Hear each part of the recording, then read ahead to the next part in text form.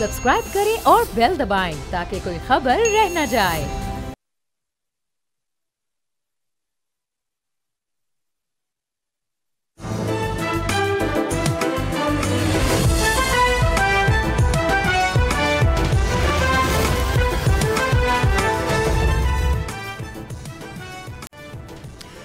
नाज़रीन, you are watching debate with Nadia Mirza. नाज़रीन, 5 अगस्त की कॉल दी पीटीआई ने और ख़ुद इमरान खान साहब ने, और एक बड़ी तहरीक चलाने के लिए, भरपूर एहतजाज करने के लिए। अभी लोग ये बहस कर रहे थे कि क्या पीटीआई में इतना दमखम बाकी बचा है कि वो भरपूर तहरीक चलाएं। क्या उनमें अभी इतना दमखम बाकी बचा है कि वो लोगों को बाहर निकाल सके कि इनकी आपस की लड़ाइयाँ शुरू हो गई, ग्रुप बंदी शुरू हो गई, और उससे भी आगे जो एक रहा सहा भरम था वो भी ख़त्म हो गया जब सेनेट इलेक्शन की बात हुई केपीके में। अब इससे सूरत हाल ये है कि वो जो कहते हैं ना कि ताश के पत्तों की तरह शिराजा भी कर गया, एक एक करके धड़ाम से गिर गए।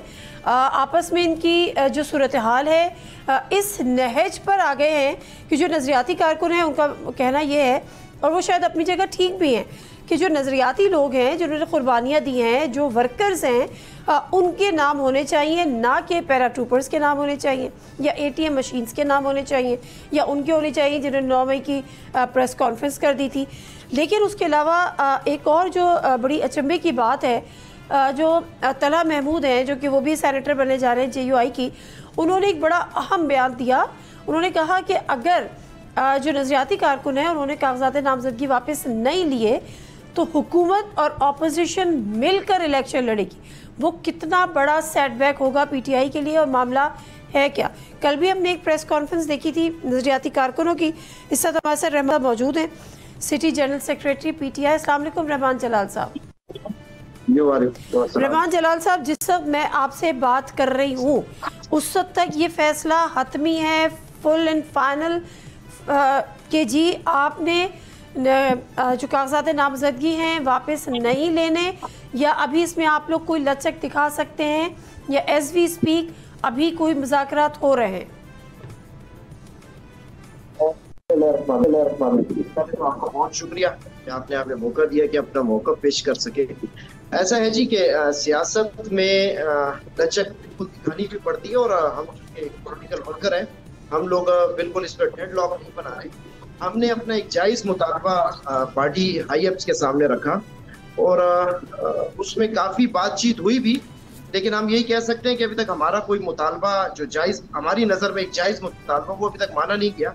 लेकिन उम्मीद है, बातें अभी भी चल रही हैं, हम अभी भी इसी इंतजार में हैं और इसी उम्मीद में है कि इंशाल्लाह जो हमारा एक जायज मुतालबा है कि जी पाकिस्तान तहरीक इंसाफ के जो ग्रास रूट से उठ के जो वर्कर उठे हैं और उन्होंने इस तहरीक में अपना खून पसीना बहाया है, इंशाल्लाह पार्टी उनको जरूर कंसिडर करेगी इस इलेक्शन में। अच्छा, चले, ये आपका मुतालबा बड़ा जायज़ होगा और डेफिनेटली वैलिड एक आपका एक डिमांड है, बट द पॉइंट इज़ कि इससे पहले जब इलेक्शन हुए हैं सेनेट के, और जब इमरान खान साहब ने अपनी मौजूदगी में भी कराए हैं, मतलब वो जेल में नहीं थे, तो क्या उससे पैराट्रूपर्स को इलेक्शन के टिकट्स नहीं दिए जाते थे, सेनेट में लोगों को नहीं बिठाया जाता था, सिर्फ नजरियाती कारकुनों को जगह मिलती थी? नहीं, देखिए, अगर आप माजी में भी देखें, हमारी पार्टी की तरफ से फैसल जावेद आपके सामने एक एग्जाम्पल है, जिनका केपी से कोई ताल्लुक नहीं सर, ऐसा है, वो पंजाब से। देखिए जी, पंजाब से हैं या KPK से हैं या किसी और सूबे से हैं, हम तासुब की बातें नहीं करेंगे। ना सर, तासुब की बात नहीं हो रही, बात तासुब की नहीं हो रही, बात यह है कि जब KP के इलेक्शन होंगे तो KP का बंदा आना चाहिए ना, इसमें तासुब की क्या बात? हमारी डिमांड भी यही है, लेकिन चूंकि हम फैसल भाई पे एतराज इसलिए नहीं कर सकते कि वो बहुत पुराने एक पाकिस्तान तहरीक इंसाफ के एक वर्कर हैं। हमारी जो डिमांड पेशावर से हमारे प्रेसिडेंट इरफान सलीम, और उनको अगर पेशावर में इस क्रूशल टाइम में जो उनको ये ओहदा भी दिया गया, इसी वजह से कि उनकी कुछ कुर्बानियां, उनकी मेहनत, उसके मद्देनजर उनको ये पार्टी ने पेशावर की लीडरशिप हवाले की। पाकिस्तान तहरीक इंसाफ के कायद इरफान खान साहब ने जब लिस्ट जारी, उस लिस्ट में इरफान सलीम का नाम था। यह हमारे तमाम कारकुनान के लिए बड़ी एक मोटिवेशनल बात है, लेकिन हमें नहीं समझ आ रही कि जी ये एक साहब है जो कि बगैर किसी अपॉइंटमेंट के वो अटियाला जेल चले जाते हैं, वहां से आ जाती है, एक लिस्ट आ जाती है कि जी ये लिस्ट फाइनल हो गई है, हमें बिल्कुल उस शख्स पे यकीन नहीं है। मतलब आपको बैरिस्टर सैफ पे यकीन नहीं है? बिल्कुल जी, बैरिस्टर सैफ साहब, देखिए जी, खान साहब की जो बहनें हैं, कानूनी आईनी हक है, वो लोग एक हफ्ते में एक मर्तबा मुलाकात उनके लिए फैमिली के लोगों से होती है। हमें समझ नहीं आती है कि इनके पास कौन सी ऐसी गीदड़ सिंगी है कि पार्टी कायदीन को नहीं छोड़ा जाता, फैमिली मेंबर्स को नहीं छोड़ा जाता, मुलाकात की टाइमिंग से हटकर और मुलाकात के दिन से हटकर ये साहब कैसे चले जाते हैं, किन के अप्रूवल से चले जाते हैं?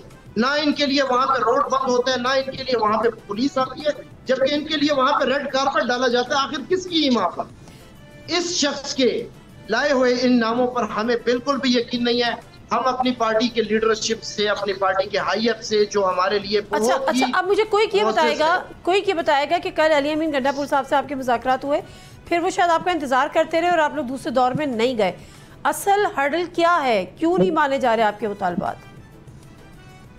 देखिए जी, मुतालिबात अब क्यों नहीं माने जा रहे, इसका जवाब वो आपको खुद बहुत अच्छे तरीके से दे सकेंगे। हम लोग अगर कोई बात इधर करेंगे तो वो यही आएगी कि ये इनकी अपनी एक सोच है। हम क्लियर कट एक हमारा स्टांस है कि जी हमारी वो लिस्ट जो खान साहब ने खुद फाइनल की, उस लिस्ट को वापस से जारी किया जाए। वो कहाँ है? हमारे वो किसके पास है वो लिस्ट? देखिए जी, लिस्ट तो आपके पास भी होगी, आपने भी देखी होगी, लेकिन अब उसकी मंजूरी देने के लिए रातों रात आपको किन किन नामों पे एतराज है? कोई जरा मुझे बता दें, आपको किन किन नामों पे एतराज है? मिर्जा अफरीदी साहब पे, और हमें इस वक्त उस नाम पर एतराज है जिसने 9 मई के बाद पार्टी से जो मुनहरिफ हुए, जो वापस अभी पार्टी का एक लबादा ओढ़ के आ गए हैं कि जी मैं पीटीआई का हूँ, उनकी वजह से इरफान सलीम को ड्रॉप किया गया। हमारे बाकी जो मोअज़्ज़िज़ हमारे जो उम्मीदवारान थे उनको ड्रॉप किया गया। हमारे हिसाब से मिर्जा अफरीदी साहब, हमें उन पे बिल्कुल क्लियर कट एतराज। अब अगर ये डेडलॉक बरकरार रहा, एक सेकेंड, आप मुझे कोई बताएं, अगर ये रहमान साहब, अगर ये डेडलॉक बरकरार रहा, तलहा महमूद साहब ने कहा है कि हुकूमत और अपोजिशन मिलकर इलेक्शन लड़ लेगी, तो इसका मतलब है आप तो फिर कहीं भी नहीं होंगे। और अगर ऐसी सूरत हाल में होता है तो आप क्या करेंगे? असेंबली का घेराव करेंगे 21 जुलाई को? देखिए जी, कोरोना में प्रोटेस्ट हमारा हक है, हम पहले भी कर चुके हैं, फिर भी करेंगे। अगर हमें अपनी पार्टी के अंदर भी इस्लाह लाने के लिए वो प्रोटेस्ट करना पड़ा तो बिल्कुल हम उसके लिए तैयार हैं। आपके साथ कितने लोग हैं? सर आपके साथ कितने एमपीएस हैं? आप रहमान साहब कितने एमपीएस हैं आपके साथ? देखा जी, हमारे साथ 13 से 15 एमपीएस के बिल्कुल हमारे साथ अभी इस वक्त तक हमारे साथ उनके कॉन्टेक्ट्स हैं, और हमें उम्मीद है कि इंशाल्लाह वो हक और सच का साथ देंगे। यानी 93 लोगों में से 13 आपके साथ हैं? बिल्कुल जी, 13 लोग हमारे साथ कांटेक्ट में हैं। तो इसका मतलब है अक्सरियत तो आपके साथ नहीं खड़ी ना सर? देखिए जी, अक्सरियत नहीं खड़ी, हमें भी पता, लेकिन हम पूरी लिस्ट को, हम पे भी हमारा ऑब्जेक्शन नहीं है, हमारा सिर्फ एक, ठीक है, एक नाम पर। ठीक है, बहुत शुक्रिया रहमान जलाल साहब के टाइम का।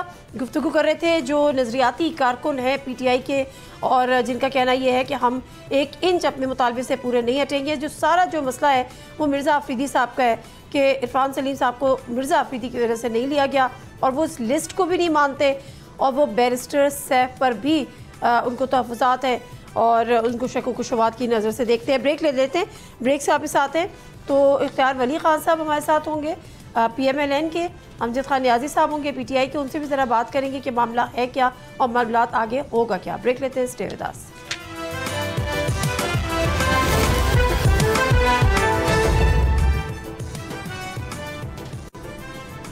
जी नाज़रीन, प्रोग्राम में एक दफ़ा फिर आपको खुशामदीद कहते हैं। सेनेट इलेक्शंस बड़े कवर किए, इससे पहले भी होते रहे, पैसा भी चलता था, ख़रीदो फरोख्त होती थी, हॉर्स ट्रेडिंग के इल्ज़ामात लगते थे, और ये सारी चीज़ें होती थी। फिर हमने ये दौर भी देखा था कि पर्चियाँ दिखाई जाती थी, एक पर्ची साथ भेजी जाती थी, मतलब बहुत सारी चीज़ें।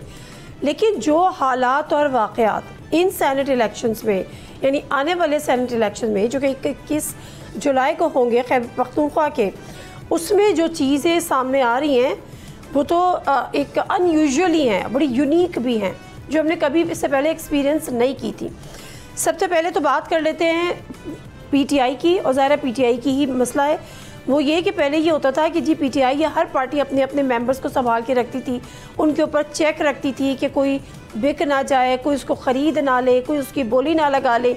लेकिन यहाँ पर सूरत हाल ये है कि ख़ुद पीटीआई के अंदर ग्रुप बंदी हो गई, और ग्रुप बंदी ये हुई कि जो नज़रियाती कारकुन हैं वो अलग हो गए, उन्होंने अपनी एक पूरी लिस्ट बना ली, और जो पीटीआई की ऑफिशियली पीटीआई की जानिब से जिनको नॉमिनेट किया गया और बैरिस्टर गौहर साहब के मुताबिक और दीगर के मुताबिक कि वो इमरान खान साहब ने लिस्ट बनाई है या लिस्ट अप्रूव की है, उनको वो मानने को तैयार नहीं है। एक तो डिवीज़न की, दूसरा जो असल मसला आया सेनेट के इलेक्शन को लेकर वो ये आया कि जब एक आपस में एक कंसेंसस डेवलप हुआ और एक कॉन्सेंट के साथ अपोजिशन और गवर्नमेंट, उन्होंने कहा कि जी हम मिलकर इलेक्शन करेंगे और बिला मुकाबला मुंतखब हो जाएंगे, उससे जो पीटीआई की सीट्स हैं वो उसको 5 मिलेंगी, हार्डली या मेरे ख्याल 6 मिलने जा रही हैं अगर मैं गलत नहीं हूँ तो।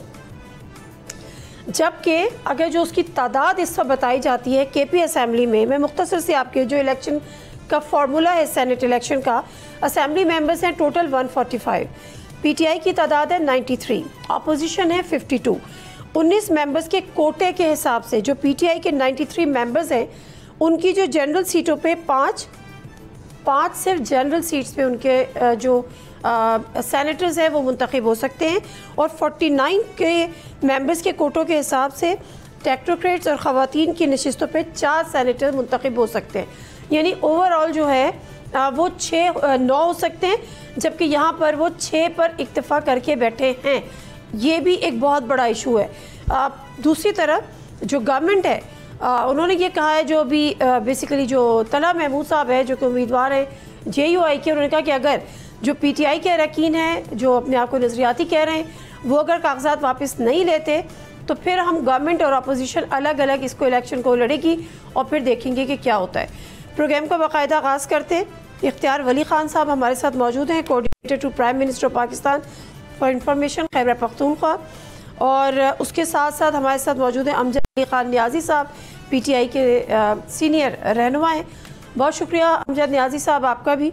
अमजद नियाज़ी साहब, पहले तो मुझे ये बताइए और ये समझाइए कि ये खैबर पख्तूनख्वा में क्या हो रहा है। एक तरफ तो आप लोग 5 अगस्त की कॉल दिए बैठे हैं, एक तरफ इतने कॉम्प्रोमाइज़ कि आप लोग अपनी सीट से भी पीछे हट रहे हैं, वो गवर्नमेंट जिसके साथ आप बैठने को तैयार नहीं होते, मुज़ाकरा तैयार नहीं होते, उसके साथ मिलकर आप इलेक्शन कॉन्टेस्ट यानी बिला मुकाबला कर रहे हैं। फिर जो आपकी पार्टी के अंदर चल रहा है, ये जो इतनी बड़ी खिचड़ी है, इसको आप कैसे समझाने की कोशिश करेंगे अवाम को?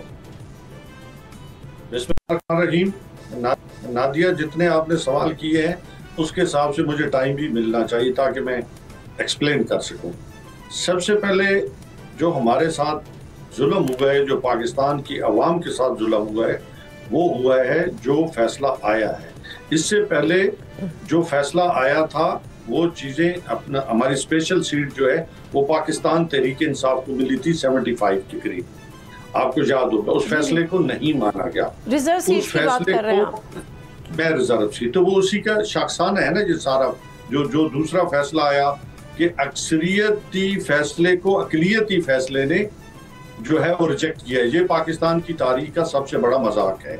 और पाकिस्तान तहरीक इंसाफ की सीटों को रेवड़ियों की तरह बांट दिया गया। जब इसीलिए जो है पिछले 1.5 साल से हमारी जो रिजर्व सीटें थी, अपना सेनेट के रिजर्व सीटें और सेनेट की जो इलेक्शन था, इसको रोक रखा था। अब हुआ क्या, अब जो हमारे जो कैंडिडेट थे बहुत सारे थे, क्योंकि पाकिस्तान तहरीक इंसाफ एक वर्करों की पार्टी है और एक वर्करों ने इसके लिए अपनी जान का नजराना दिया है, जेलें भुगत रहे हैं, खड़े हैं, और सबसे बड़े हमारे लीडर इमरान खान साहब भी जेल में बैठे हैं।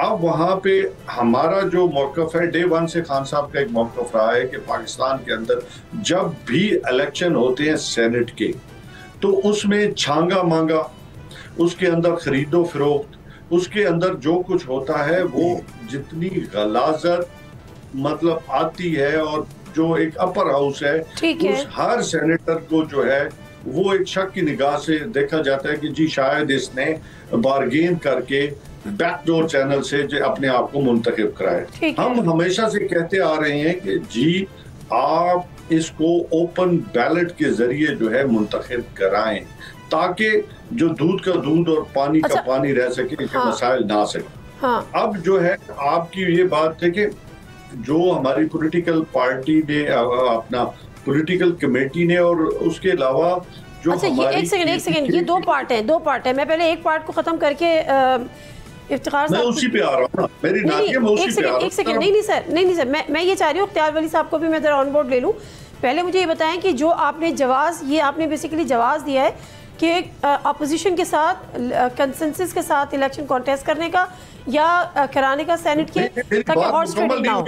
आपने बीच में काट दिया आपने मुझे मुकम्मल होने देना प्लीज।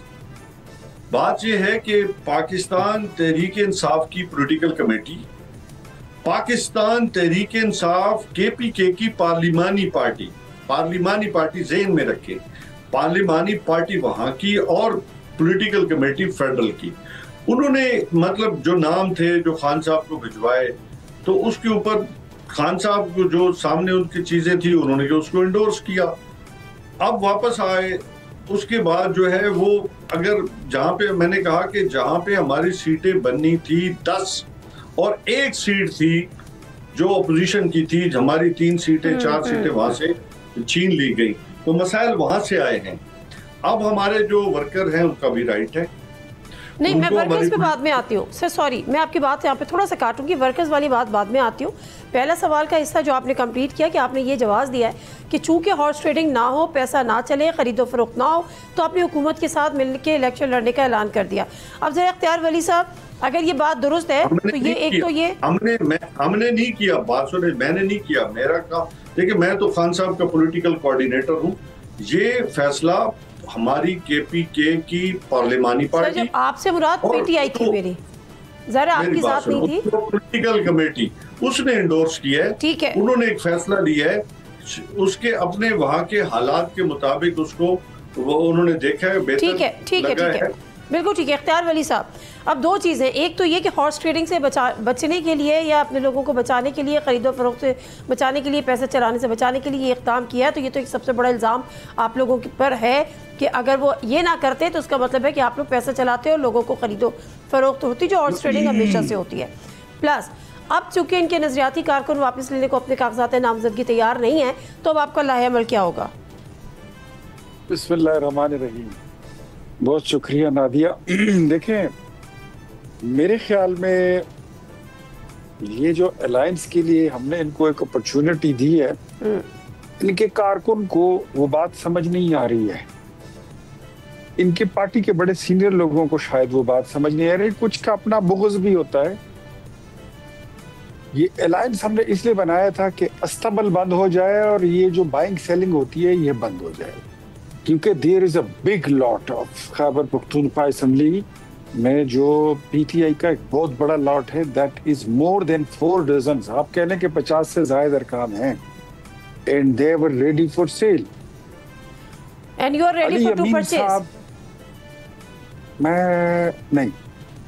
हम बिल्कुल भी नहीं, बिकॉज हमारी तो अब फॉर सेल है, अगर कोई खरीदार ना हो मार्केट में तो क्या करेंगे? कुछ नहीं करेंगे। बताता हूँ, नहीं, we are not the buyers. अब आप अगर बात मेरी सुन लेती तो आपको समझ भी आती और कौम को पता भी चल जाता। बिकने वाला माल जो था वो भी PTI के अंदर था और खरीदार जो थे वो भी PTI के अंदर है। चंद 3-4 अरबपतियों ने पूरी PTI को ही खरीद डाला और उन्होंने अली अमीन को ये बात समझाई कि जो ये ऑफर आई है अपोजिशन की तरफ से, इसको अवेल करो। अगर अवेल नहीं करोगे तो जो हमारे इंडिपेंडेंट कैंडिडेट हैं ये बिकेंगे तो हमें पता भी नहीं चलेगा कि ये बिक गए, और अगर पता चल भी गया तो हम इनका कुछ बिगाड़ नहीं सकते, because there is no defection clause, उन पे कोई भी असर नहीं होने वाला। ठीक है, तो इस इत्तेहाद का, इस अलायंस का सबसे बड़ा जो फायदा होना है वो PTI को होना है। हाँ, ये अलग बात है कि वहां पर 3-4 अरबपतियों ने लॉट खरीद लिए, पूरी सरकार खरीद ली, पूरी असेंबली खरीद ली, पूरी तहरीक इंसाफ खरीद ली। वो मेंबर जो शायद मतलब बिजनेस ही है ना, कारोबार है, इट्स अ लुक्रेटिव बिजनेस। कभी मेंबर अकेले अकेले बिकते हैं, कभी 2-2 की शक्ल में बिकते हैं, कभी 3-3 का ग्रुप बना के बिकते हैं, कभी 4-4। ये अब पूरा लॉट का लॉट उन्होंने खरीद लिया अपोजिशन के साथ अलायंस करके, या एक सीट कम तो या आपका क्या ज्यादा फायदा या है? एक एडजस्टमेंट। सेकंड वली साहब, आपका क्या फायदा है? अब उन्होंने खरीद लिया, उनका मसला, आपका क्या फायदा था इस अलायंस के लिए? इस तमाम अलायंस में सबसे कम फायदे में अगर कोई जमात रहेगी तो वो मुस्लिम लीग नून रहेगी, जिसके अपने वोट जो बनते हैं वो 17 बनते हैं, 17 वोट्स। हमारे बाद फिर JUI की बारी है, उसके बाद फिर पीपल्स पार्टी का नंबर है, उसके बाद फिर ANP का नंबर। JUI को मिलेंगी इसमें 2 नशिस्तें, पीपल्स पार्टी को मिलेंगी इसमें 2 नशिस्तें, मुस्लिम लीग नून के खाते में आएगी 1 नशिस्त, 1 जनरल। ठीक है, हम इसमें सबसे मतलब आप समझ लें कि हम वो गिविंग चले आप लोगों ने किया, लेकिन मुझे ये समझाएं कि चले PTI की हद तक तो आप ये बात कह रहे हैं कि उन्होंने PTI के अपने लोगों ने PTI के लोगों को खरीद लिया। इस चीज़ से बचने के लिए, सूरत हाल से बचने के लिए मशवरा दिया गया कि जी आप जो है वो फेस सेविंग करें, जो मिल रहा है माले गनीमत जाने। मगर अपोजिशन को क्या फ़ायदा था इसमें अलायंस का, मुझे ये बता दें। मैं कलेक्टिव अपोजिशन की बात कर रही हूँ, जिसमें आप भी हैं, पीपल्स भी है, JUI भी है। इसमें अपोजिशन के खाते में 1 सीट जो है ना, मतलब वो JUI और पीपल्स पार्टी वो 1 सीट जो है वो फालतू जाए। दो सीटें नहीं है, 1 है। उनकी 4 बननी थी, वो 5 ले रहे हैं। एग्जैक्टली इतना ही फर्क है, इससे ज्यादा नहीं है। मतलब अपोजिशन की सीटें 4 निकलनी थी, अब 5 निकली। चले, बिल्कुल ठीक है, बिल्कुल ठीक है। अब जरा मुझे न्याजी साहब की तरफ जाने दीजिएगा, न्याजी साहब, हमेशा से हम बात करते थे कि जी पैसा चलता है, अपोजिशन पैसा लगाती है, फला पार्टी लगाती है, दूसरी पार्टी के लोगों को खरीदती है। यहाँ तो इतना बड़ा इल्ज़ाम, और इस इल्ज़ाम को हम कैसे क्या आर्ग्यूमेंट दें? जो हालात चल रहे हैं, जो फवाद चौधरी साहब कहते हैं मेरे पास 50 करोड़ होते तो मैं भी पार्टी में वापस आ जाता। एवरीबडी नोज़ कि मिर्ज़ा साहब जो हैं, मिर्ज़ा अफरीदी, वो ATM है, 9 मई की प्रेस कॉन्फ्रेंस कर चुके थे, वापस आ गए। तो यही चल रहा है जो वली साहब ने जिक्र किया, PTI के अंदर लोगों ने PTI के लोगों को खरीद लिया। नादिया, मेरा जे हमारे मुस्लिम लीग नून को रिप्रेजेंट करते हैं इख्तियार वली, तो अगर इनको अपनी पार्टी ने इग्नोर किया है, जो सबसे बड़े, अगर इनको देखा जाए तो एक खानदान में सारी चीजें चली गई, तो क्या इनको किसी ने पैसा चलाया इनकी जमात के अंदर? हमने तो छांगा मांगा की जो सियासत है उसके अगेंस्ट है, और आपको याद होगा नोन है छांगा मांगा सियासत। तो लोगों को कभी गलियात में रखा जाता था, कभी मरी के अंदर रखा जाता था, पता नहीं कहां से कहां ले जाया जाता था। तो इस पॉलिटिक्स के तो हम तो हैं खिलाफ। दूसरी बात ये है, मैंने पहले कहा कि चीजों को इतना पाइलूट करने की कोशिश की जा रही है कि एक नॉन इशू को इशू बनाया जा रहा है, और उसके ऊपर इतना गांध उछाला जा रहा है कि ताकि हमारी जो पार्लिमानी पार्टी है उसको गंदा किया जा सके, या पॉलिटिकल पार्टी है जिसने इसको एंडोर्स किया उसको गंदा किया जा सके। न्याजी साहब, बड़ी माजरत के साथ, गन तो आपके अपने लोग उछाल रहे हैं, आपकी अपनी पार्टी के अंदर दरारें पड़ी हुई है, खुल के सामने आ रहे हैं, मीडिया पे सामने आ रहे हैं। बिल्कुल, हमारे वर्कर जो है हमारे लिए काबिल एहतराम है। हर एक का इख्तलाफ रखना कोई इशू नहीं होता, इख्तलाफ हर पार्टी में आ जाते हैं, लेकिन उसके ऊपर इतनी मीडिया के अंदर हाइप देना ताकि पता नहीं कितने ग्रुप बन गए, पता नहीं कहां से कहां चले गए। मकसद क्या है कि जो खान साहब ने कॉल दी हुई है ना, तो उस कॉल को, यह तहरीक को जो पिछले 3 साल से चल रही है, उसको जो है उसके ऊपर मीडिया ट्रोलिंग हो सके, ताकि जो है तो आप मौका नहीं देते ना, हमारा फोकस, तो ये मौका ना देती KPK की क़यादत। मेरी बात सुन ले, मेरा फोकस है, मैं बहसियत कोऑर्डिनेटर के, पॉलिटिकल कोऑर्डिनेटर, मेरे लिए सारे मोहतरम हैं। दूसरी जो कमेटियां हमारी, जो पार्लिमानी कमेटियां फैसले कर रही हैं, मैंने फोकस रखना है तहरीक। मेरा मसला इमरान खान और जितने भी हमारे पॉलिटिकल लीडर जो जेलों में बैठे हैं, वर्करों पे जेलों में बैठे हैं, और रूल ऑफ लॉ के लिए और जमहूरियत के लिए मोबिलाइजेशन करनी है, खड़ा होना है। तो मेरा काम है ये, जो बाकी डिसीजंस आ रहे हैं उस पे मैं समझता हूँ ज्यादा फोकस होना चाहिए हमारा, कि जी तहरीक कैसे कैसे आगे बढ़े। मुझे कोई बता दे, इतना हमारी पार्टी के ऊपर जो टाइम जाया कर रहे हैं ना, ये मैं समझता हूँ मीडिया को नहीं करना चाहिए। ठीक है, मीडिया को नहीं करना चाहिए, लेकिन मुझे एक कोई बता दे, आप मिर्जा अफरीदी साहब के हक में है या खुर्रम ज़ीशान और इरफान सलीम के हक में? मैंने आपको बताया कि मेरा एक रोल है और उस रोल को मैंने पॉलिटिकल कमेटी के सामने भी रखा है और मैंने अपना रोल जो है वो जो है पार्लिमानी कमेटी के सामने जो हमारी है उसमें भी रखा है। मेरा काम नहीं है कि मैं अपने अल्फाज को मीडिया तक लेके आऊं। चले बिल्कुल ठीक है। मैं मेरे लिए सारे जो है ना मोहतरम है, मेरे लिए सब जो है वो इक्वल हैं और मैं समझता हूँ, पहले भी मैंने कहा कि ये जमात वर्करों की जमात है और इस जमात के लिए वर्करों ने कुर्बानी दी। बिल्कुल ठीक है। इससे आपका बयानिया बेसिकली सामने आ गया, जो आप वर्कर्स को सपोर्ट किया, अच्छी बात है।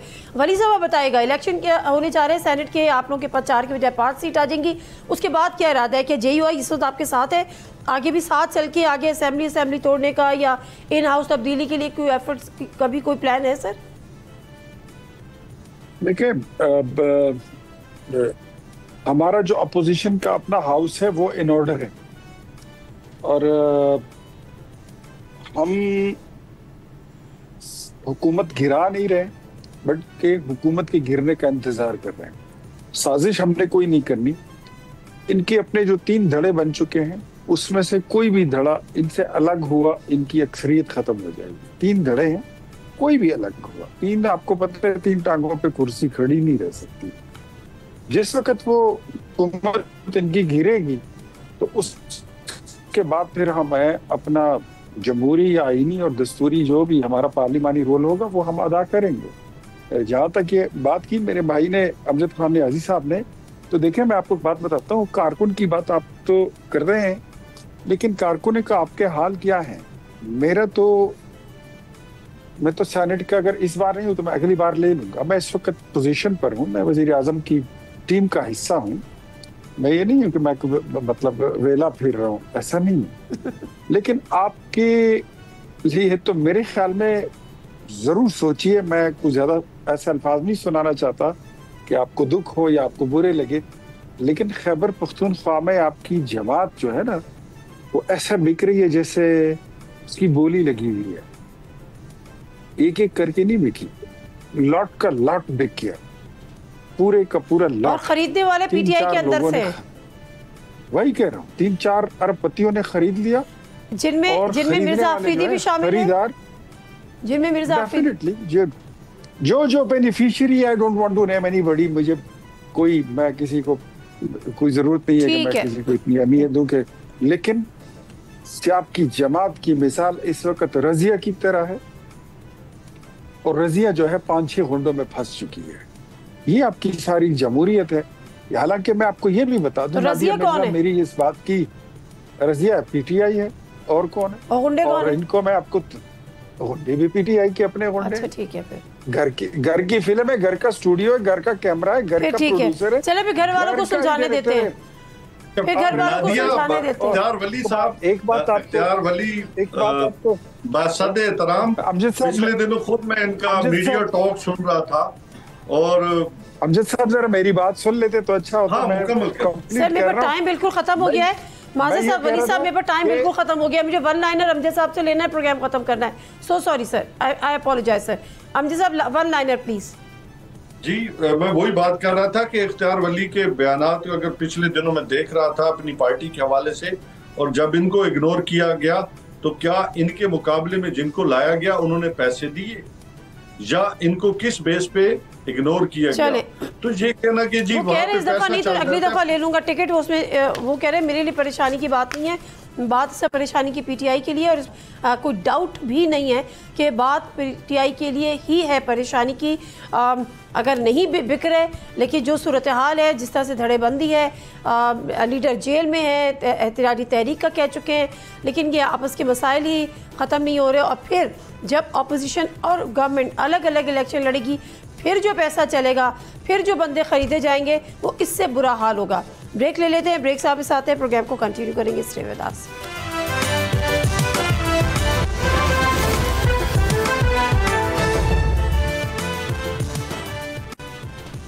जी नाज़रीन, प्रोग्राम में एक दफ़ा फिर आपको खुश आमदीद कहते हैं और ज़रा बात कर लेते हैं बिज़नेस कम्युनिटी की, ख़ासतौर पे कराची चैम्बर ऑफ कॉमर्स। हुआ कुछ यूँ कि जो फाइनेंस बिल आया था उसमें एक शिक थी जो कि जिसको सियाह क़वानीन करार दिया गया बिज़नेस कम्युनिटी की जानिब से, और उसमें कहा गया कि 37A और 37B जिसको यकसर मुस्तरद किया और हुकूमत को वाज़ेह पैगाम दिया कि सनअती तबके से ऐसे क़वानीन को किसी सूरत बर्दाश्त नहीं करेगी। उनका कहना यह था कि ये जो क़वानीन हैं इसके तहत FBI अफसरान को महज शक की बुनियाद पर टैक्स दहंदगान को गिरफ्तार करने और FIR दर्ज करने का इख्तियार दे दिया गया है, जो कि इंतहाई काबिल मज़म्मत है। कराची ऑफ चैम्बर कॉमर्स के जो सदर हैं जावेद बिलवानी साहब, उन्होंने एक स्ट्राइक कॉल की, लेकिन दूसरी तरफ जो FPCCI है उन्होंने इस स्ट्राइक को अपोज किया। उन्होंने कहा हमारे मुज़ाकरात हुकूमत के साथ चल रहे हैं, हुकूमत ये कह रही है कि हम इस क़वानीन को वापस ले लेंगे, तो जल्दबाजी ना करें। लेकिन दूसरी तरफ इस बात को नहीं सुना गया। मामलात क्या हैं, स्ट्राइक क्यों हुई, कितनी कामयाब हुई? जावेद बिलवानी साहब हमारे साथ यहाँ पर मौजूद हैं। जावेद बिलवानी साहब, पहले मुझे बताइएगा कि जो आपका एहतजाज है वो तो चलो काफ़ी हद तक जेन्युइन है और यकीनन आप ज़्यादा समझते हैं जेन्युइन होगा, लेकिन जब FPCCI ये कह रहा है कि हमारी हुकूमत के साथ मुज़ाकरात चल रहे हैं, बातचीत चल रही है, हुकूमत यकीन दहानी भी करा रही है या कराई है, तो फिर आपने FPCCI पर एतबार क्यों ना किया और ख़ुद से स्ट्राइक कर दी? बिस्मिल्लाहिर्रहमानिर्रहीम। देखिए, FPCCI जो है उसके 300 या 350 वोट है और कराची चैम्बर के अंदर 40,000 मेंबर हैं। उनको 300 350 के वोट हैं और मुझे 40,000 लोगों को जवाब देना है। अब 40,000 सारे के सारे टैक्स पेयर हैं और कराची जो है मुल्क का 70% टैक्स देता है और कराची पाकिस्तान का 54% एक्सपोर्ट करता है। ये पाकिस्तान की इकोनॉमी का इंजन है और पाकिस्तान के टैक्स का इंजन है और पाकिस्तान में वैसे ही टैक्स नेट के अंदर लोग जो हैं वो 40% डॉक्यूमेंटेड हैं और 60% अनडॉक्यूमेंटेड। हम डॉक्यूमेंटेड लोगों के वो रिप्रेजेंट करते हैं। हमने हमारे मेंबरों से पूछ के स्ट्राइक अनाउंस की और पहले भी हमने जो प्रेस कॉन्फ्रेंस की थी, मेंबरों की दरख्वास्त पे प्रेस कॉन्फ्रेंस की। मेंबर्स जो हमें कहते हैं वो उस हिसाब से चलते हैं, हम किसी और की बात नहीं सुनते क्योंकि मेंबर्स नहीं मुझे। चलिए, बिल्कुल ठीक है। अब जरा कोई सर बलवानी साहब कोई मुझे बता दीजिएगा कि आपके एतराज़ात क्या हैं। मैंने जिक्र किया है लेकिन बेहतर है कि आप अपनी ज़बानी बताएं। देखिए, हमारा सबसे बड़ा एतराज़ ये है कि एक प्रैक्टिस होती है, बजट जब अनाउंस होता है उसके बाद उसकी एनोमलीज कमेटी बनाई जाती है। FBR के अंदर 2 कमेटी बनती है, एक टेक्निकल एनोमली कमेटी बनती है, एक बिजनेस की एनोमली कमेटी बनती है। टेक्निकल एनोमली कमेटी जो है वो सारे कंसल्टेंट्स होते हैं उसके अंदर, टैक्स के एक्सपर्ट, और एनोमली कमेटी जो बिजनेस की होती है उसमें टैक्स पेयर होते हैं और उनके नुमाइंदे होते हैं, टैक्स पेयर के नुमाइंदे ही होते हैं। उस अपने बिजनेस की एनोमली कमेटी के अंदर हमने एनोमलीज रखी थी 30, 32, 35 के करीब।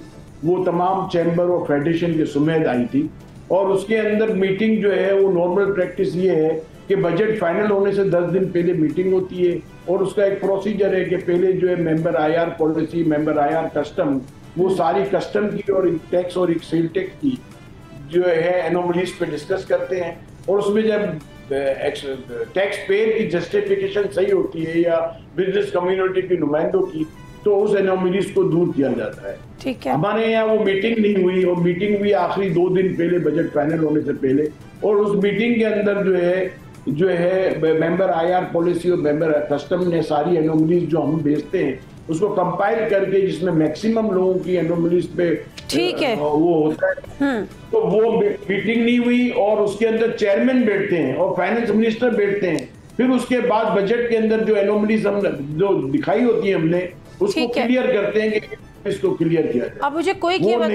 मुझे कोई बताएं कि आपने आज स्ट्राइक तो कर दी, आपका आगे का लाएअमल क्या होगा या किसी हुकूमती शख्सियत ने आपसे राब्ता किया है कि इस पे बातचीत करते हैं, ये यकीन दहानी कराएं? हमारी हारून अख्तर साहब से और फाइनेंस मिनिस्टर से मीटिंग हुई थी, पहले फाइनेंस मिनिस्टर से भी, फिर फाइनेंस मिनिस्टर ने एक कमेटी बनाई जो प्राइम मिनिस्टर के कहने पे, और प्राइम मिनिस्टर ने जो कमेटी बनवाई थी उसमें उसको चेयर कर रहे थे हारून अख्तर साहब। हारून अख्तर साहब जो है उनका नाम हमने ही कहा था कि इनको दें क्योंकि खुद ये इंडस्ट्रियलिस्ट हैं और इनको सारी नॉलेज है और ये सब चीज समझते हैं, इनको खुद को मालूम है कि कारोबार में ये चीजें क्या तकलीफ देंगी और क्या नहीं देंगी।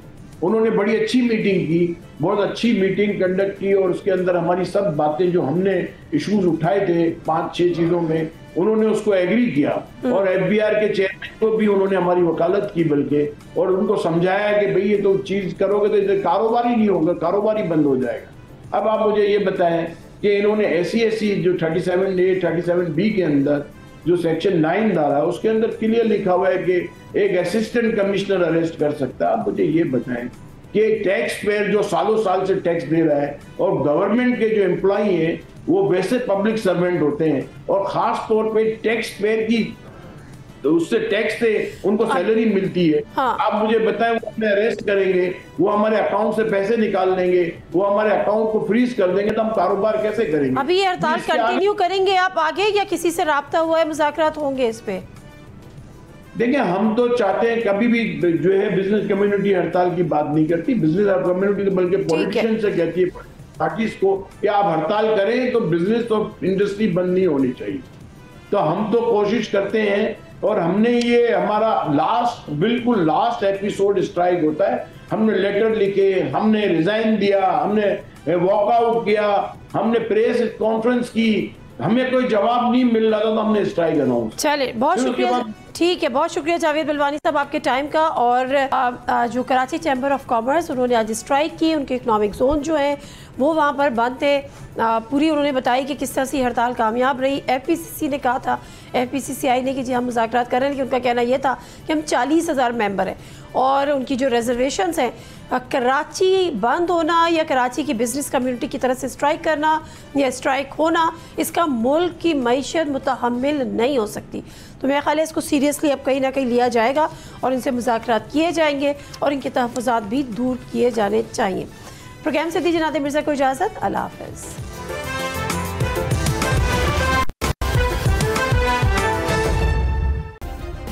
सब्सक्राइब करें और बेल दबाएं ताकि कोई खबर रह न जाए।